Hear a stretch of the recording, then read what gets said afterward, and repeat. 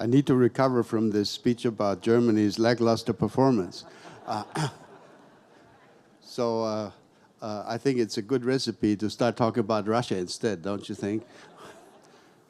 And I'm waiting for my panelists to show up. Here they come.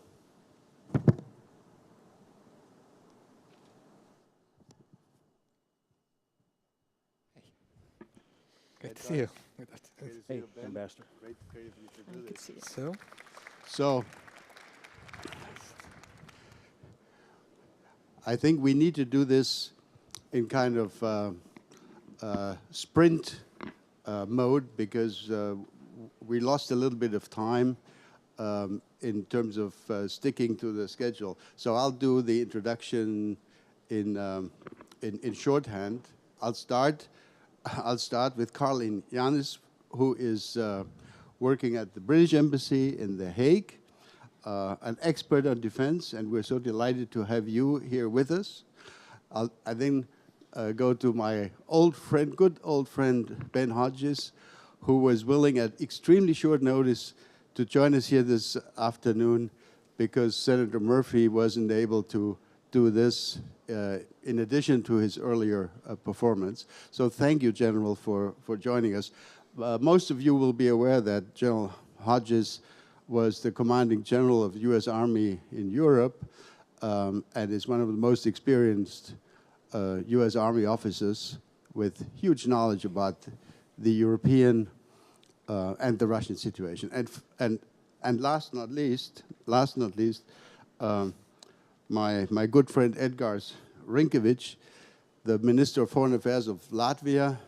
He has been Minister of Foreign Affairs for I don't know how many dozens of years, for a long time.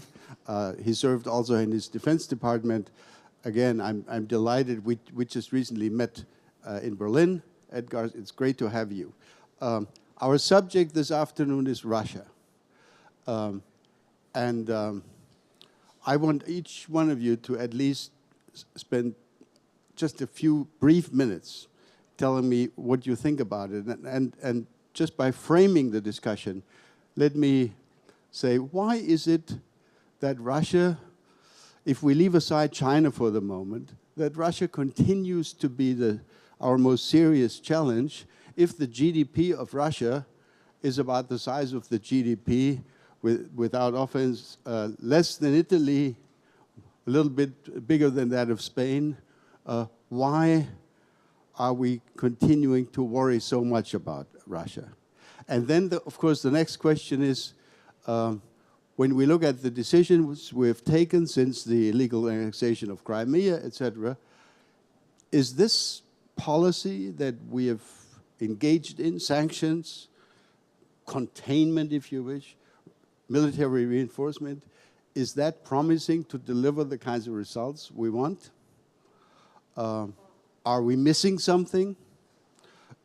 Is this a successful approach to Russia?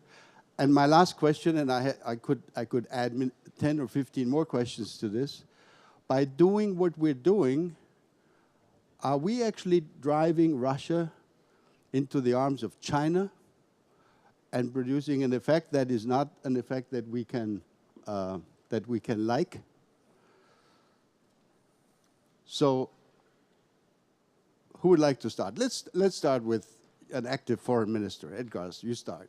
I was just thinking that I'll be happy to be the last one and everyone else speaks, but trying to be very telegraphic and trying to cover all 3 points you just raised. First of all, why we should care about Russia compared with other countries with larger GDPs? Because the recent history has shown that this country has been able to violate international law and order and to create a lot of chaos that we are not able actually to contain. Second, about our current state of play when it comes to strategy and tactics. I do believe that our approach was right. Well, back in 2014, and Ambassador, you are quite right, I'm the foreign minister for 7.5 years. I have seen better times, and I have seen 2014. Back in 2014, I would be saying that we are lacking stricter measures than we are actually imposing. Now I would say that the approach was right because we are remarkably united. We were able to stop the deterioration of situation, but we are now trying to figure out how to solve the situation. The final point about China, well, frankly, I don't buy this argument that we are kind of driving Russia in hands of China. Believe me, Russians themselves are quite scared about the growing role of China, especially when it comes to their region. So I do believe that there comes the point where they will have to choose if they are forming more civilized alliance with us and behaving by international rules and to some extent balance what is the policy of China, or they become very much dependent on China. That's my take in a telegraphic way on 3 points. Okay, thank you very much. Let me push you on just one point a little bit. Vice President Pence and others, of course, have included references to the INF treaty and the future of arms control. How worried are you, or are you worried about a future where we will not have meaningful attempts at arms control with Russia? How serious a problem is that for you? 30 seconds. It is a serious problem, but the German journalists just before this panel asked me the same question, how scared I am or how worried I am. My answer was, frankly, the treaty was violated before. And Iskanders were in Kaliningrad Oblast before the formal withdrawal. So from the practical point of view, there is no change. What we must do, we can't revive the dead arms control regime, but we must work hard to create the new one. And here I'm very much with the German foreign minister who is advocating the new arms control, let's say, talks. But I also understand it will take decades probably before we get there, but it is the must for us to do. Okay, thank you very much. Carlin, let's go to you, and let's hear your take on these questions and issues that we're discussing this afternoon. Yes, before I start, I would like to stress I'm speaking in personal capacity. So I course. will also share a little bit of a personal story. So this is not Theresa May's official No. position? No. Okay, fine. I had the chance 2 days ago to go to the National Archives to see the Washington Treaty opened at Article 5. And it was flanked with a black and white picture of the leaders signing it. And it seemed like a treaty from my grandparents' generation. And, you know, I'm a post-Cold War kid from Western Europe. I grew up not knowing two Germanys, just one. And a threat, or even the concept of a threat, was something I only saw perhaps on TV, on newsreels. So I think that's important to stress that my generation has perhaps a different relation to NATO and the treaty. And to come to your question about the threat from Russia, the threat perception for my generation, and I'm speaking also from a Dutch perspective, changed definitely with the annexation from Crimea and the shoot down of MH17, which had a lot of Dutch victims. And therefore, this session is titled Deterrence and Dialogue. And I would like to stress that latter point of the dialogue. And I think 2 points. The dialogue part is with Russia, through official channels, using the NATO-Russia Council, for example, but also utilizing EU-NATO cooperation, making sure it's not only on the military side, but also on the wider economic and political and diplomatic channels. And the second point I would like to make is the dialogue with our own citizens, and the dialogue NATO as an institution has to have, and showing what the relevance of NATO in that regard is, but also making sure that it's clear to citizens that NATO is not just an institution, but it's about the member states and the citizens in it, and regular citizens from my generation and the generation after, knowing what the relevance of that is. Thank you, Carlos. That's great. Let me turn to General Hodges. Isn't it amazing, General, how our world has changed? I mean, 5 or 6 years ago, we were preparing a volume celebrating, 50 years of the Munich Security Conference, and we decided to use as a title, Towards Mutual Security. This was in 2012 or 13, a year or so before the Maidan explosion, if I can call it that, and the Crimean annexation, etc. There were enormous hopes that we could move closer with Russia. So let me have your take as a former very important key military commander in Europe. Was it all only the Russians' fault? Should we stick to the NATO-Russia Founding Act, or should we throw it on the heap of history? Where should we take it? How should we take it forward? Please. Ambassador, thank you. Let me say first, Germany is an essential ally for the United States. It's also essential for the United States' ability to execute its national defense strategy and national security strategy. Can Germany spend more? Sure, but I wish that we had also heard all the things that Germany is doing that are important for our collective security. The trust that the German people have shown in the United States for over 70 years, where we've had American soldiers, Air Force, living there, operating there, not to protect Germany, but as our contribution to collective security. And the access that Germany gives us now, flying in and out of Ramstein, seaport of Bremerhaven, the training that we do there, the intelligence sharing that we do with Germany, the ability to project power on the land and from the air into Africa and the Middle East, as well as deterring Russia. Those are also important parts of burden sharing. And the leadership that Germany has shown with the creation of headquarters at Rostock, 3 of the 9 cores of the NATO force structure. Germany's a framework nation. And I wish that more people were aware of those contributions, that it's not just how much spending there is.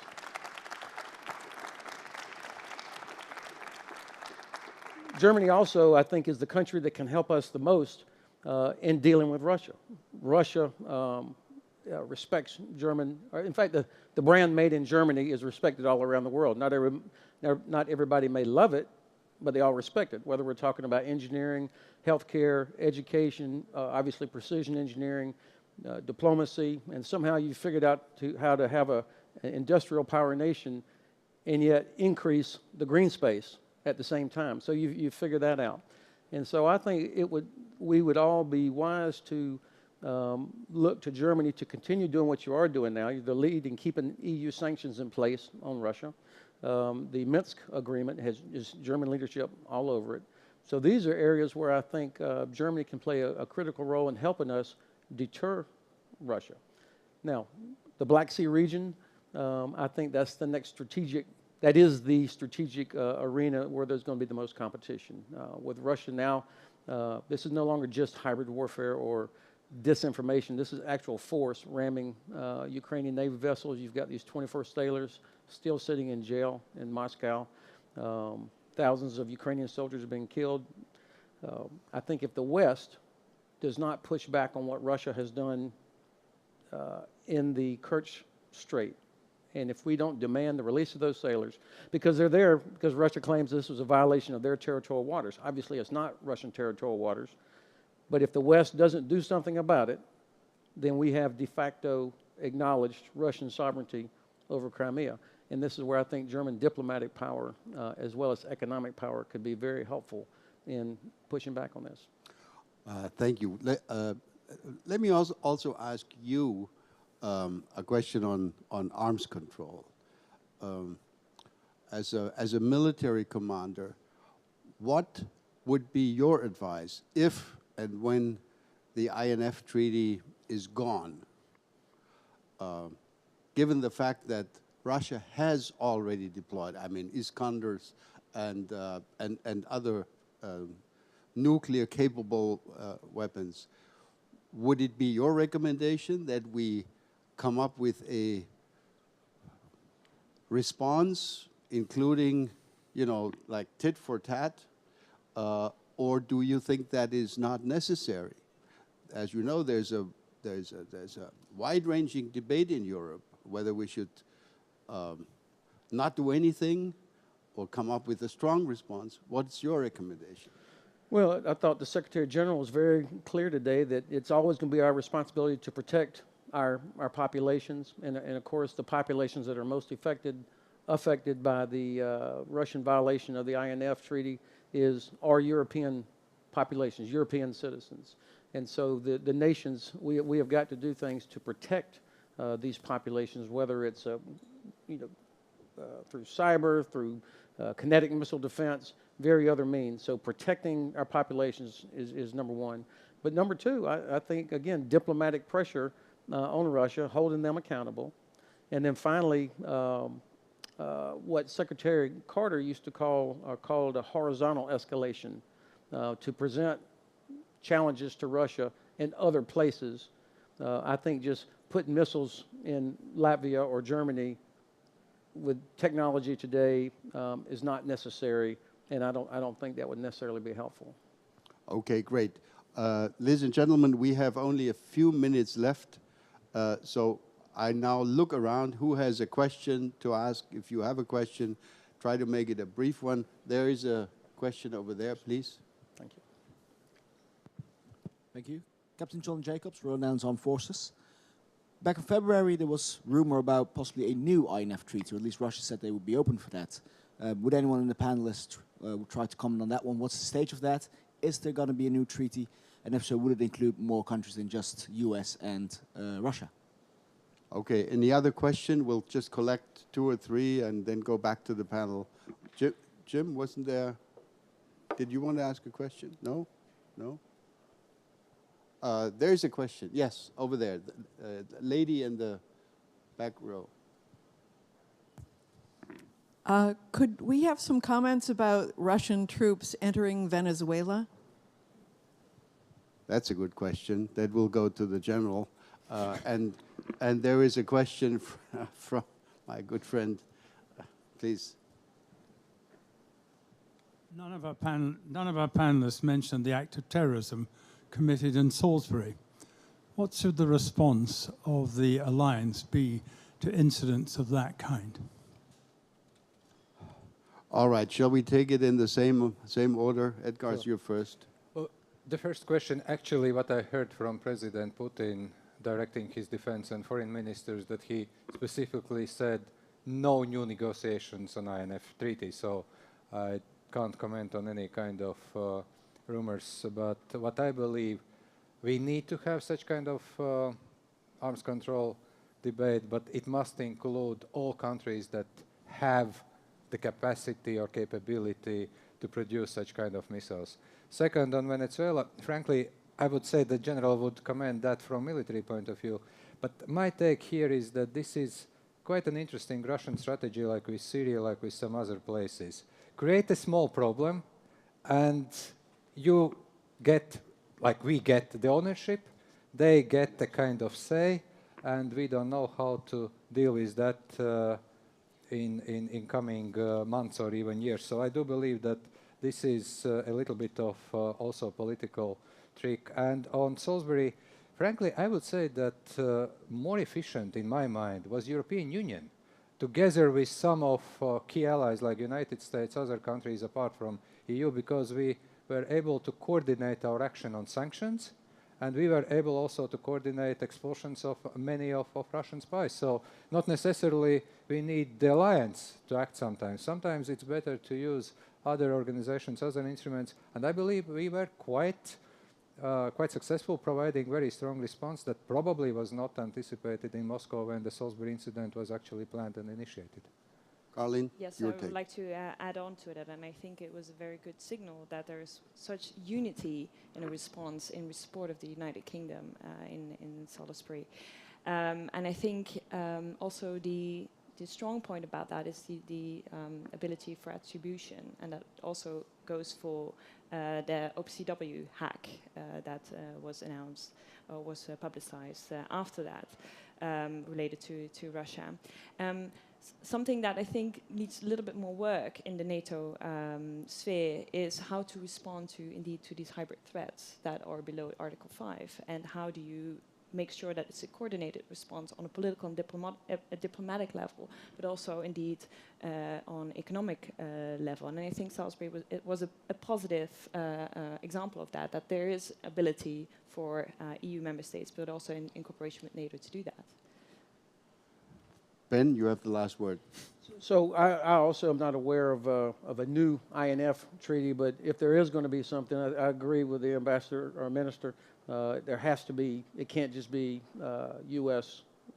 And Russia. I mean, so many nations have capabilities now that exceed the original treaty limitations, that it would have to be broader. And as President Reagan said, you know, trust but verify. There's no point in having a treaty if you don't have a serious, meaningful compliance protocol. As to Venezuela, why would we be surprised, or why should anybody be surprised that Russia, the same country, the same government that sided with the Assad regime and weaponized uncontrolled migration by putting millions of Syrian refugees on the road to Europe, in fact, that they would also side with a government that at least 50 other nations in the world have said the Maduro government is no longer the legitimate government. So nobody should be surprised that, that the Russian government has sided with them. And I think this is a good example of where strong, unified diplomatic pressure is called for. It was my omission, not an act of commission, to fail to mention Salisbury. I was astounded how fast the nations responded and how quickly diplomats were withdrawn. I don't know if I've ever seen something like that on that scale and with that speed. And that really goes to the Secretary General's last phrase today: America needs friends. My colleague at SEPA, where I work, Edward Lucas, he says, you know, allies can be annoying sometimes, they irritate you, but you know, they bring, even if they don't bring a lot of tanks, they bring diplomatic power. And each nation has a voice inside the UN, inside the EU, inside various other institutions that can bring pressure. And so I think my country would benefit from helping build cohesive, coherent diplomatic efforts and economic efforts as well. I am enormously pleased each time I hear a military officer speak in positive terms about diplomats. So thank you very much, Ben, for I'm done for the month, by the way. For that remark. Ladies and gentlemen, I'm receiving frantic messages from our organizers that my time has run out. I apologize to those who wanted to ask additional questions. I know we could only cover a very few aspects of the huge problem of Russia. Let's give our panelists a hand. Thank you very much.